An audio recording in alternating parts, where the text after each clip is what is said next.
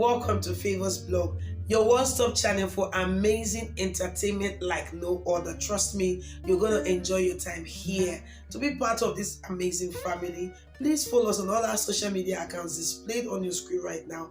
And do not forget to subscribe and turn on the notification bell so you'll be one of the first persons to get notified whenever we drop any new video.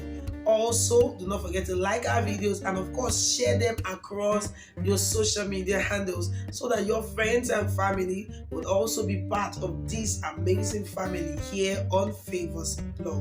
Now let's dive right in to what we have.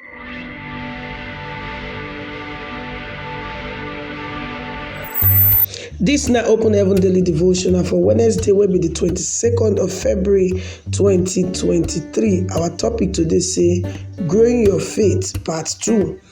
And our Bible reading they come from the book of Psalm 1 from verse 1 to 3. While our memory verse they come from Joshua chapter 1 verse 8. Where it will say this book of the law make it not come out for your mouth, but you go dey meditate upon am day and night, and make sure say you observe to do everything wey dey for inside.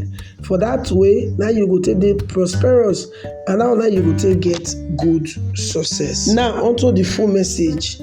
As we continue today to the study on how you go fit take grow your faith, we go dey focus on memorizing and meditating on the word of God.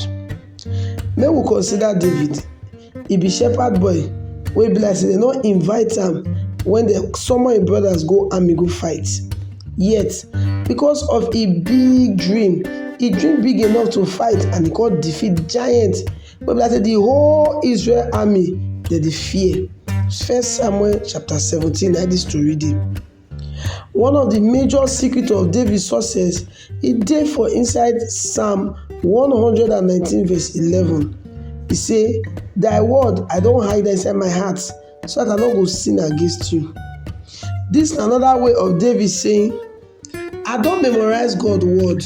No wonder today dem dey recognize am as one of the greatest kings wey Israel don ever get. One smally don ask me before say, how e fit be say I take know the Bible the way I know am many like this? I come tell am say na because I dey cram am.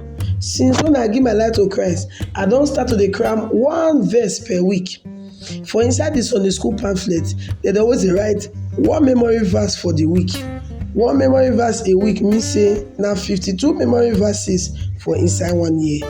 And since when I don give my life to Christ since 1973, do the calculation and you go get idea of how many memory verse wey I don cram for inside my heart. Just one small effort every week and as years dey pass, you go don memorize many scriptures and your faith go don grow well well. You must also dey sit down dey think upon the word of God. By thinking upon the word of God, you dey turn am over every side wey take dey turn something. E just be like wey cow go eat grass, then you come go one corner go lie down, come bring am come outside again, come dey chop am small small. Na so you need to take go over God word again, and as you do am like that, you go dey get fresh revelation wey go fit make your faith steady, or when you go fit boost your faith turn out to big one. This one go come give you good success according to wetin Bible talk. For inside Psalm 1 from verse 1 to 3, e talk say for you to dey blessed, you must dey think upon the word of God day and night. You see the word of God na God himself. John chapter 1 verse 1 tell us. So when you dey think upon the word of God, e just be like say you dey try to discover God for who he be. So all you need to do na to cram am, then think upon the word of God every day, and your faith e go grow like say tomorrow no dey. Our action point for today talk say make you cram and make you think upon the word of God every day.